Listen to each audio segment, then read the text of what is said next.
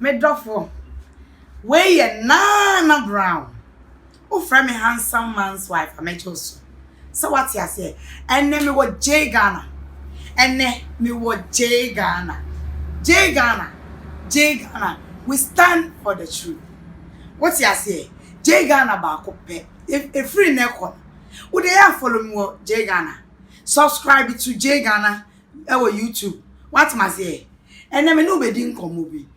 Obi to make sense us I ready. I didn't tell me the miminya bema. I didn't tell me the minya oba. Na didn't see the wiase kra edi me ammo. Obi to me shana or shano ho. Us anase me ni tuni ntiana. Ana me de manentu so ni ntiana. Ah.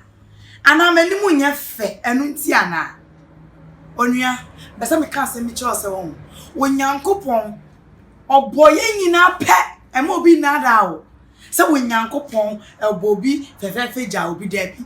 Obi are unique on his own way. What must say? Obi are unique. Se we oba se we bemo. Wo bibia obi ni bi. Sane nyame ye no. Wo to be sure baby. No wo body power shape pa. Nanso na bibi won ho a be mampe. Wo to be sure baby. Oni hwe oye shapeless men kanesa. The body no hips nim two nim hwe nim enso na be mantin mu jai. Sane nyame aye no.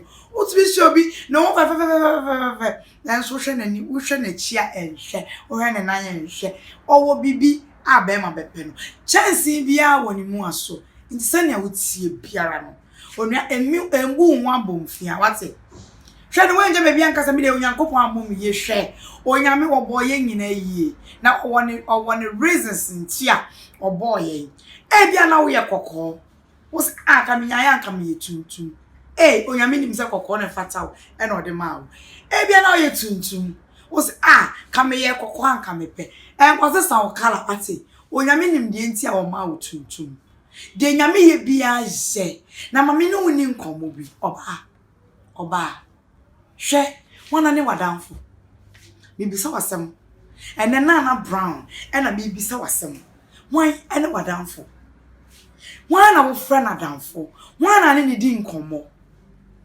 wo de asem nka wutirimu wunya asama good news uti good news na wo de nam minua sei ni wa check on abrabo no si mu ache enso ntumi nnu da wo bi sa ho de ntia wo si mu acha wondu da wo bi sa ho the reason why ntia wo de nko ade nema yese koyia na bibia be bonu asan wachi onua wa check on ana minua ba me no kasa especially man na mo wo so me no wo kasa wo bi sa ho me de senka ma ware abedu so a na afede me hu de be ma no esiye waja me esi wo me de enka makwantu oba o me hu de esiye me de enka obi bi adwuma ma me hu de yeye ono ebisa ho na wan ne adamfo no wo sere no ayem de unim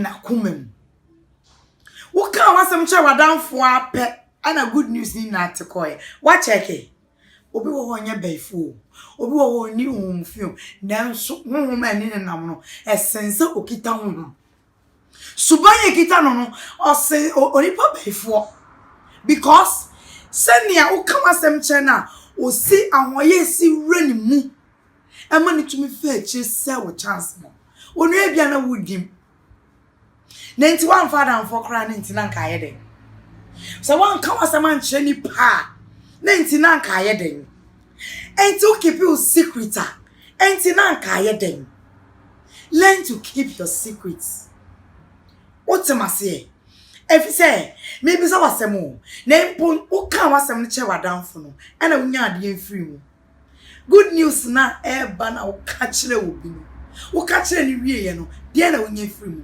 once sometimes we as a man can make keep me secret but the moment obey say obey keep na bibi show say ka o kan ya no anu ade na kan because the moment wa kan ade na say onu ya of way learn to keep your secrets Na hwe nipa yie. Hwe nipa wo friend say oye wadanfo no. Hwe ni yie. Adamfo dudro nti ana koto enye tire.